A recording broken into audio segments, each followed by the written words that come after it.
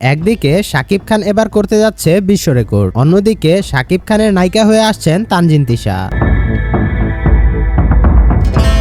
তো এইখানে আসল কাহিনী কি পুরোটাই বলবো গসিপসে, ভিডিওটা স্কিপ না করে সম্পূর্ণ ভিডিওটা দেখতে থাকুন। এবার শাকিব খান করতে যাচ্ছে বিশ্ব রেকর্ড। আসলে মেন কাহিনীটা হচ্ছে শাকিব খানের আসন্ন সিনেমা প্রিন্স, যেটা অনেক বড় পরিসরে বানানো হবে। এই সিনেমাটা যে বরবাদ এবং তাণ্ডবের থেকেও বড় পরিসরে বানানো হবে এটা তো আমরা সবাই জানি, বাট এইটার সব থেকে একটা শকিং আপডেট হচ্ছে এই প্রথম কোনো বাংলাদেশি সিনেমা মুক্তি পেতে চলেছে চীনে।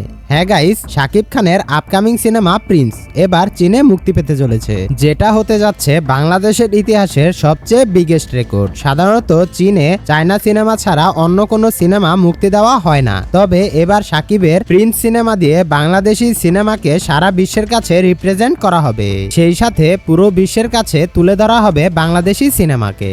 আর এটা হতে যাচ্ছে বিশ্বের সবচেয়ে বড় রেকর্ড। অন্যদিকে সাবিলা নূরের পরে এবার শাকিবের নায়িকা হয়ে আসছেন তানজিন তিশা। হ্যাঁ গাইস, এবার শাকিবের প্রিন্স সিনেমাতে শাকিবের বিপরীতে দেখা যাবে তানজিন তিশাকে।